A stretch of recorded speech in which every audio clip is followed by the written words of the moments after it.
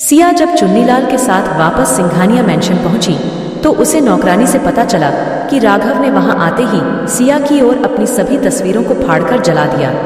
इतना सुनते ही सिया राघव को मनाने के लिए राघव की कमरे में चली गई। राघव के कमरे का दरवाजा खुला देखकर सिया जब अंदर गई तो राघव शराब के नशे में धुत होकर अपने बेड के साइड में पड़ा था। राघव के दूसरी तरफ कांच का ग्लास रखा था जिसमें से शराब की महक आ रही थी। वो सब देखकर सिया समझ गई कि राघव शराब के नशे में है। राघव को ऐसे जमीन पर गिरा हुआ देखकर सिया राघव के पास दौड़कर गई और उसके बालों को सहलाते हुए उसे उठाने की कोशिश करने लगी। तभी राघव ने सिया के दोनों हाथों को अपने आप से दूर कर दिया और उसे अपने आप से दूर रहने की धमकी देते हुए कहा, मुझसे दूर रहो सिया, तुम धोखेबाज हो, बेवफा हो, तुमने हमेशा मेरा फायदा उठाया है, मुझे हमेशा धोखा दिया है, चली जाओ यहां से। राघव की बात सुनकर सिया एक पल के लिए तो पीछे हट गई, लेकिन फिर राघव के पास आकर उसकी गर्दन में हाथ डालते हुए उसे उठाने की कोशिश करने लगी। तभी राघव ने सिया का हाथ हटाने के लिए उसे पीछे हटाया और राघव का धक्का लगने की वजह से सिया नीचे गिर गई। लेकिन सिया को उठाने की बजाय राघव ने चिल्लाते हुए कहा, सिया चली जाओ यहां से, मुझे तुम्हारी झूठी हमदर्दी की कोई जरूरत नहीं। राघव की बात को इग्नोर करते हुए सिया ने कहा, हाँ चली जाऊंगी राघव, लेकिन पहले तुम यहां से उठकर अपने बिस्तर पर लेट जाओ, उसके बाद मैं चली जाऊंगी। देखो कैसे हालत बना रखी है तुमने अपनी। इतना सुनते ही राघव ने चिल्लाते हुए कहा, मैंने कहा ना, मैं ठीक हूं, चली जाओ यहां से, मैं ठीक हूं और अपना ख्याल भी रख सकता हूं, तुम जाओ यहां से, मुझे तुम्हारी कोई मदद नहीं चाहिए। राघव के मन अपने लिए इतनी नफरत देखकर सिया ने राघव से पूछा, क्या हुआ तुम्हें राघव, तुम मुझसे इतने नाराज क्यों हो, ऐसी कौन सी भूल हो गई मुझसे। राघव, सिया की बात सुनकर राघव ने गुस्से में आग उगलते हुए कहा, भूल तुमसे नहीं, भूल तो मुझसे हुई है, मुझे तुम पर भरोसा करना ही नहीं चाहिए था ना। मैं तुम पर भरोसा करता और ना मेरा दिल टूटता। मेरा दिल तोड़कर पूछती हो क्या किया तुमने। राघव की बातों से सिया को इतना तो समझ आ गया था कि सिया की वजह से राघव का दिल टूट गया था, लेकिन वो क्या वजह थी ये सिया की समझ से परे था। इसलिए सिया राघव की तरफ प्यार से देखते हुए बोली, देखो राघव, जब तक तुम बताओगे नहीं मुझे पता कैसे चलेगा कि मेरी ऐसी कौन सी बात है जो तुम्हें बुरी लग गई, क्योंकि जहां तक मुझे याद है मैंने ऐसा कुछ नहीं किया। हमारे बीच की सारी गलतफहमियां तो दूर हो चुकी थी ना, तो फिर अभी ये सब बातें किसने डाल दी तुम्हारे मन में। मेरा विश्वास करो राघव, मैंने तुम्हें कभी कोई धोखा नहीं दिया। इतना कहकर सिया ने राघव के हाथ को पकड़कर अपने पास लाने की कोशिश की। तभी राघव ने अपना हाथ वापस खींचते हुए सिया को एक जोरदार धक्का दिया और उठते हुए अपने पास रखा। कांच का गिलास दीवार पर फेंककर मारा।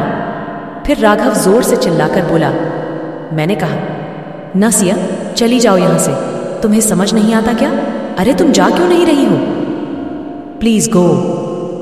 राघव का गुस्सा देखकर सिया बुरी तरह से डर गई और वहां से उठकर रोती हुई राघव के कमरे से बाहर निकल गई। सिया के जाते ही राघव अपने उस हाथ को जमीन पर जोर जोर से मारने लगा जिस हाथ से उसने सिया को धक्का दिया था। जमीन पर चारों तरफ टूटे हुए ग्लास के टुकड़े पड़े थे, जिसकी वजह से राघव के हाथों में कांच के टुकड़े चुभ गए और उसकी हथेली से खून बहने लगा।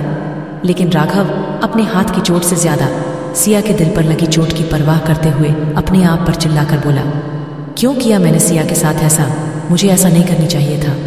मेरी वजह से उसे कितनी तकलीफ हुई है, वो कैसे रोते हुए यहाँ से गई है, लेकिन मैं कुछ नहीं कर पाया सिवाय उस पर गुस्सा करने के।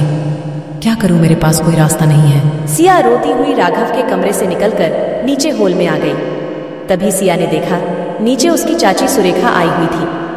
सुरेखा ने जैसे ही सिया को देखा तो वो चिल्लाते हुए बोली, अरे ओ मनहूस, अब क्या किया है तूने जो जमाई, राजा ने फोन करके मुझे यहां बुलाया, कहीं तूने फिर से कोई कांड तो नहीं कर दिया। हे भगवान, ये लड़की तो हमें चैन से जीने ही नहीं देगी। अपनी चाची के मुंह से राघव के बारे में इतना कुछ सुनकर सिया ने चौंकते हुए कहा, क्या राघव ने आपको यहां बुलाया, लेकिन क्यों। लेकिन चाची, राघव तो अभी नशे में। इतना कहकर सिया बोलते हुए अचानक रुक गई और कुछ सोचते हुए बोली, लेकिन चाची, राघव तो सो रहा है, फिर उसने आपको फोन कब किया।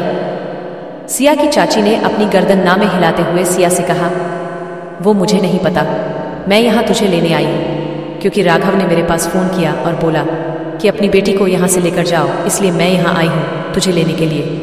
अब अपना सामान पैक कर और चल यहाँ से। चाची की बात सुनकर सिया ने कहा, क्या राघव ने आपको मुझे ले जाने के लिए बोला? नहीं, मैं नहीं जाऊंगी। अपने राघव को छोड़कर मैं कहीं नहीं जाऊंगी। सुना आपने चाची, मैं आपके साथ कहीं नहीं जा रही, इसलिए आप जाइए यहाँ से। लेकिन सिया की चाची भी अड़ियल थी। उसने एक बार फैसला कर लिया कि वो सिया को लेकर जाएगी तो वो पीछे हटने वालों में से नहीं थी। इसलिए उसने सिया से कहा, देख सिया, मैं तुझे यहाँ लेने आई हूँ और तुझे लेकर ही जाऊंगी। जमाई राजा के गुस्से का सामना तू कर सकती है तो शौक से कर, लेकिन मुझे उनको नाराज नहीं करना।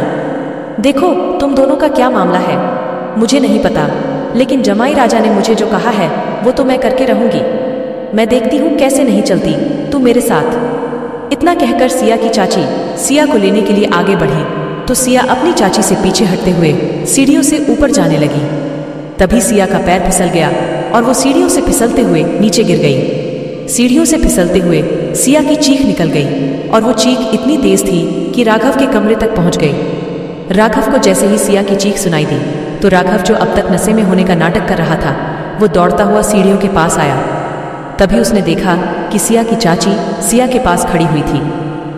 राघव ने जैसे ही सिया की चाची को सिया के पास देखा तो राघव ऊपर से चिल्लाते हुए बोला, मैंने तुम्हें यहाँ सिया को ले जाने के लिए बुलाया था, उसे चोट देने के लिए नहीं। तुम्हारी हिम्मत कैसे हुई मेरी सिया को दर्द देने की? आखिर राघव सिया के सामने उससे नफरत करने की एक्टिंग क्यों कर रहा था?